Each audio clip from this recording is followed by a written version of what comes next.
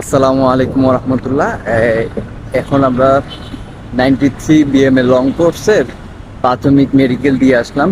তো আনফরচুনেটলি আমি আনসিলেক্টেড হয়েছি। তো এইখানে মূল কাজটা হচ্ছে প্রথমে আমরা সকালে গিয়ে এক জায়গায় বসছিলাম।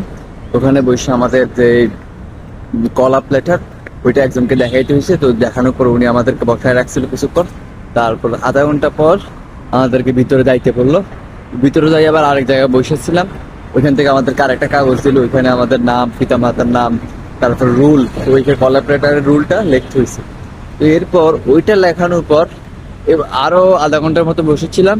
তো ওইখানে যাই তারপর আমরা মেডিকেল রুমে ঢুকলাম। মেডিকেল রুমে পর্দা দেওয়া ছিল। তো ওইখানে ঢুকে আমরা শর্ট প্যান্ট ছাড়া বাকি সব কিছু খুলে ফেলা হয়েছে। খুলে ফেলার পর সবার প্রথমে আমাদেরকে ওয়েট চেক করছে, হাইট চেক করছে, এরপরে চোখ চেক করলো, এরপরে কান কান পরিষ্কার আছে কিনা দেখলো, নখ নীল দেখলো, পায়ের তালু দেখলো, তারপর বুক দেখলো, চেস্ট দেখলো। তো এগুলো দেখার পর লাস্টে আমাকে শুধুমাত্র ওয়েটের কারণে বাদ দিয়েছে, কারণ আমার ওয়েট ছিল 50 কেজি আর ওদের রিকোয়ারমেন্ট ছিল 54 কেজি। তো এই জন্য বাদ করে গেলাম। ইনশাল্লাহ 94 আবার চেষ্টা করবো, তাকে এটা দেখা যায়। তো এটাই হলো প্রথম দিন মেডিকেল, আসলে এইভাবেই হয়। এরপরে ভাইবা মেডিকেল সিলেক্ট হওয়ার পর। তো ঠিক আছে, সবাই ভালো থাকবেন, আল্লাহ হাফেজ। गाइस हमको पहली फुर्सत में निकाल दिया हम